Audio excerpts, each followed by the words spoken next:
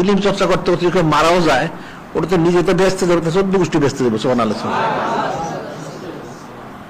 আরেকটা ঘটনা আমরা বলি না, যে এক লোক, সে ছিল ফাসেক, তার আহালিয়া ছিল নেককার, দিনদার, পরেজগার।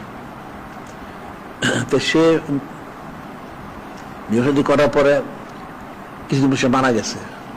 ফাসেক মারা গেছে, মারা যাওয়ার কারণে তার কবর আযাব শুরু হয়ে গেছে। তো তার আহলিয়া ছিল সন্তান সম্ভবা, সে তো নেককার, পরেজগার, আল্লাহ আলী। তো সে মনে মনে চিন্তা করলো যে আমার সন্তান হইলে আমি মা সন্তানের দ্বীনি ইলম শিক্ষা দিব।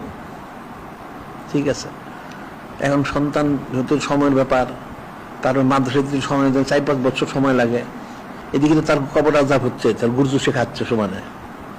যখন সন্তানরা চলাচল শিখলো, কথাবার্তা শিখলো, তখন ওই মহিলা তার সন্তানকে তার লোক দিয়ে ওই মক্তবে পাঠাইলো দ্বীন ইলম শিক্ষা করার জন্য। তো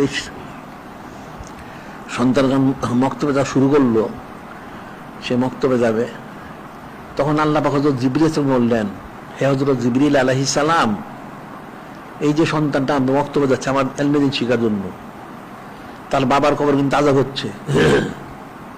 এই সন্তানটা ইলমে দ্বীন শিক্ষার জন্য যাচ্ছে মক্তবে, আর তার বাবার কবরে আযাব হচ্ছে, তাহলে কি করে সম্ভব? স্বাভাবিক সন্তান আমার ইলম অর্জন করবে আর বাবার কবর আযাব হইতে পারে কখনো?